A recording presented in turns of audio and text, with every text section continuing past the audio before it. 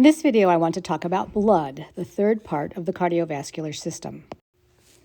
I'm sure you're already aware of the key function of blood in transporting and exchanging important items such as the nutrients you get from food, waste products that are produced by cells, the gases that we take in every time we breathe, and of course, hormones.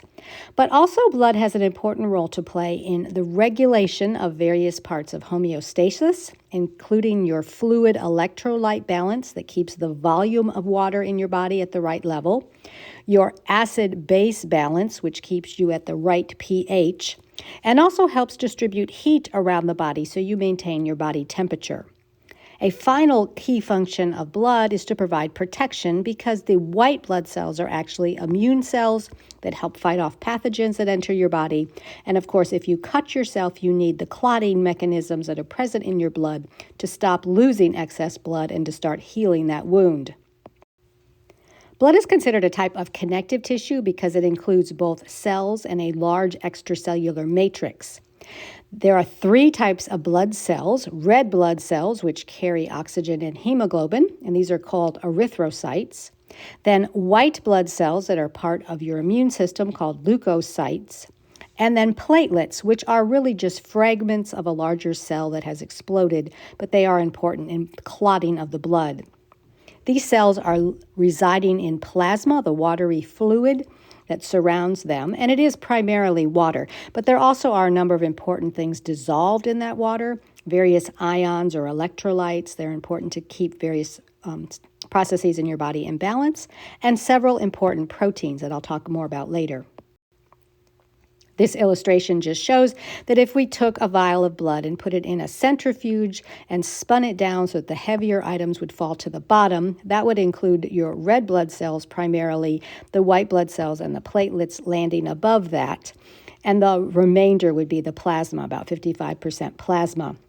If you break down the various components, you can see here's our plasma proteins. Here are things that are dissolved in plasma, and then our various types of white blood cells at different percentages. Since blood is so important in transporting nutrient and waste exchange, I just wanted to point out a few parts of that. Of course, this is going to occur in the capillaries. Remember that all of the important stuff happens down in the capillary beds, where these capillaries are able to touch nearly every cell in your body. Gases and other small uncharged molecules can diffuse right through the epithelial cells of the capillary wall. The capillary wall basically is one layer of cells on a basement membrane. Larger molecules such as glucose or amino acids or charged particles, ions, move across the cell membranes by protein channels or by carrier proteins that pick those larger molecules up and kind of drag them across the cell membrane. But they also can leave through what are known as intercellular clefts or spaces between cells in the capillary wall. So capillaries are leaky. They do have little cracks in between cells to allow some of these larger molecules to quickly move from plasma to the fluid that surrounds cells. Some large proteins are actually carried across by endo or exocytosis, where a vesicle is created around that protein, and then they are transported to the cell membrane. Water can move very easily across cell membranes by the process known as osmosis, constantly moving back and forth between the interstitial fluid, the water inside cells, and the water inside the bloodstream. Here are just some illustrations of that. So we see our gases that are just going to simply diffuse. In this case, oxygen will diffuse off the hemoglobin into the interstitial fluid and then into the cells. We have, again, the spaces in between, the pores, the intercellular spaces, which sometimes are called fenestrations. And again, larger molecules can just step right through this space. And then this last illustration is showing that the movement of water is going to be dependent on the pressure. And the pressure is caused, the osmotic pressure is caused by the amount of stuff dissolved in the fluid. So some of the proteins that are inside the bloodstream help keep the osmotic pressure of the blood higher, so that water is going to remain in the bloodstream and not all move out into the interstitial fluid or into the tissues. A couple little interesting facts about blood. About 8% of your body weight is blood. And of course, women who generally physically are smaller would have, or anyone who is physically smaller would have less liters of blood than men. As I mentioned already, blood is more viscous than water. It is thicker than water because the water's in the plasma, but then you have all that other stuff added as well. And all types of blood cells are going to come from the same stem cell or the same parent cell found in the bone marrow. Remember, too, that blood that in the arteries or the oxygenated blood is bright red. Blood in the veins is dark red, the deoxygenated blood. At no time is your blood blue. This illustration is just showing the various pathways that the stem cell in the bone marrow will go down depending upon whether we want to make a red blood cell or some platelets or the various types of white blood cells. So let's focus a little bit on red blood cells. They make up about 38 to 48% of your total blood, and this is measured by something called hematocrit. And in class, we did a paper activity where you were measuring some pictures of the little capillary tube where the blood had been spun down, and you could see how tall the red blood cell part was. This 38 to 48% translates to about 4.5 to 6 million cells per microliter, which is a cubic millimeter. Mature red blood cells are primarily just packages of hemoglobin. There's not much else in there. There's no longer any nucleus. Each hemoglobin molecule carries 4 oxygen molecules, and it's made up of 4 different protein chains, 2 different types. So 2 copies of A, 2 copies of B, all of them having a particular iron-based structure called a heme that is able to bind with oxygen. You have about 12 to 18 grams of hemoglobin per deciliter of blood. This measurement is also something that is commonly taken at the doctor's office, and you'll be given a hemoglobin number, usually around 15, depending upon how much blood you are carrying. So hematocrit and hemoglobin are both ones that you may have experienced at a doctor's visit. The hemoglobin itself, as I said, mature blood cells are packages of hemoglobin, and about 90% of the total weight of that blood cell is the hemoglobin. In one red blood cell, just to give you some numbers to blow your mind, there are about 300 million molecules of hemoglobin, each of them carrying 4 oxygen molecules. And so you have over 1 billion molecules of oxygen carried per cell. That's a lot of oxygen, but you need it to do cellular respiration, which you need to do to stay alive. Red blood cells, like all types of blood cells, are produced in red bone marrow, and the mature cells live for about 4 months, for about 120 days. The regulation of red blood cell production is regulated by erythropoietin, or EPO, and this, again, in turn, is controlled by a negative feedback loop that is based on the level of oxygen in the blood. So you have receptors that are measuring the concentration of oxygen, and when it gets too low, a message can be sent to the kidneys to release EPO that will then travel to the bone marrow and make more red blood cells. Interestingly, your worn-out red blood cells are consumed by a white blood cell known as a macrophage, usually located in the liver and the spleen. The spleen is where red blood cells go to die.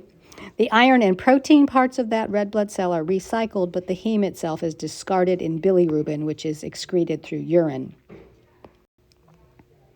Moving on to white blood cells, they actually are larger than red blood cells, but you have fewer of them, only between 4,500 to 11,000 white blood cells per microliter.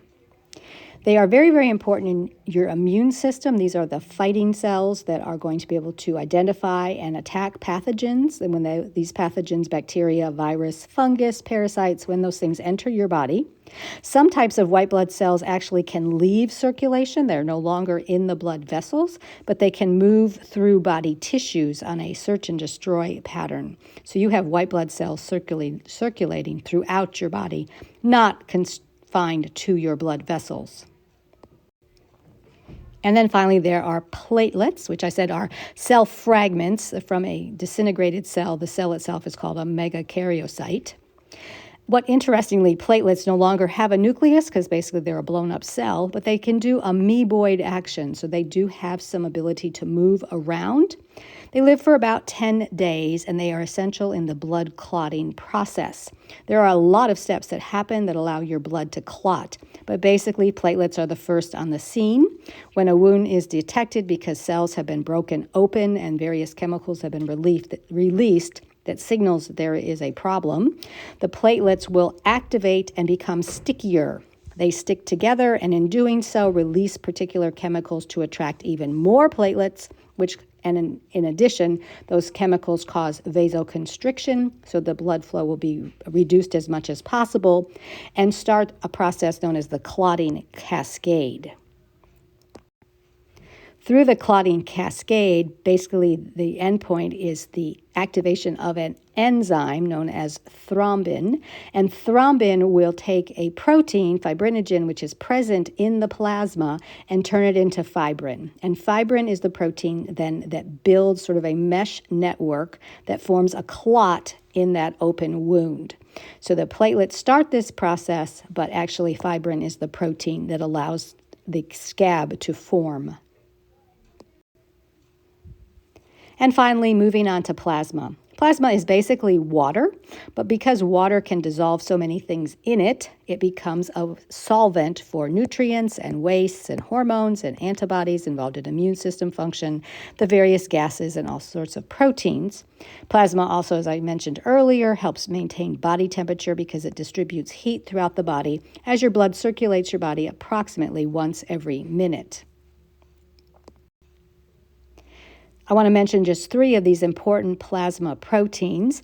Albumin is present in the largest quantity, and its job is to maintain the osmotic pressure in blood vessels to keep enough stuff inside the blood vessels that water will want to move that way. So it helps maintain the water balance, essentially. Then there are the various globulins. Some of them carry fats, but gamma globulins are the type that are involved as antibodies, which again are part of your immune system, helping to immobilize pathogens, basically attaching to those pathogens and keeping them from moving around your body and reproducing. And then fibrinogen, which turns into fibrin for blood clots, is the third important protein that is always present in your plasma, dissolved in plasma, circulating around your body. I want to end this video talking a little bit about blood types. Blood typing, the simplest form is to think about people having either an A, B, or O blood type. It actually is a little bit more complicated than that, but that's sort of beyond the scope of this video. Those 3 are, the A, B, and O are all alleles. They are all variations on the gene for blood type. A and B are codominant. Neither one of them will dominate the other, and O is recessive to both. Each person having a particular blood type will also have antibodies against the other blood types present in their blood, not so much when they're born, but it develops fairly rapidly as you grow. And because of these antibodies to the other blood types, if blood is exposed to these foreign antigens on blood, say if you have a type B blood and you're exposed to type A blood, it leads to clumping of those foreign blood cells and then breaking them apart, hemolysis, and could be eventually, because of these clots of blood sort of floating around in your bloodstream, eventually lead to damage for various organs. So that is why having the right type of blood given to you for a blood transfusion is essential. There also is another important typing that happens with blood, the HLA typing, or human leukocyte antigens. This is something on your white blood cells, and it's part of what identifies a cell as belonging to yourself. All of your cells have some kind of identification marker that say they belong to your body. And this can be, there's some variation between humans, but there also is some similarity. And so when organ transplantation has to occur, one of the things they are looking for in the organ tissue is not just the blood type of one person to another, but what type of antigens are present on those cells, and matching as many of the HLA antigens as possible in order to decrease the chances of that organ being rejected. This picture tries to illustrate what's going on. So an A-type blood will have an antigen, will have a little protein marker on the surface of the cell, on the cell membrane, that will match antigen A and will make anti-B antibodies. And then someone with type B blood, their cells have the antigen B on the cells, and their blood plasma carries the anti-A antibodies. Because blood typing A and B alleles are codominant, people can have both A and B. They can have AB blood and have both A and B present on their blood cells, and so neither antibody will be present in their plasma, because otherwise their body would be attacking itself. And then type O is a blood cell without any of these antigens present at all. That is the recessive form of this allele. And so both anti-A and anti-B antibodies would be present in the plasma of that person's blood. And just below we have this picture of someone who's been given the type blood that they would respond to. So here's the surface antigens and the opposing antibodies for this person. This is the type B blood antigen you can see. So they'd be given to someone with type A or type O. The antibodies would clump together the type B blood that had been transferred in and cause them to break apart or to cause blood clots, and that will cause the problems in the person. You may also have heard of the Rh negative or positive antigen, which is an additional antigen that can be present on red blood cells. This particular negative or positive only becomes an issue when a negative person is exposed to Rh positive blood, because then they will develop antibodies against the Rh antigen, and a subsequent exposure to that same positive blood can lead to a very negative reaction. The Rh antigen used to be a big concern in pregnancy because of a condition known as erythroblastosis fetalis, which can develop in second positive babies of Rh negative mothers.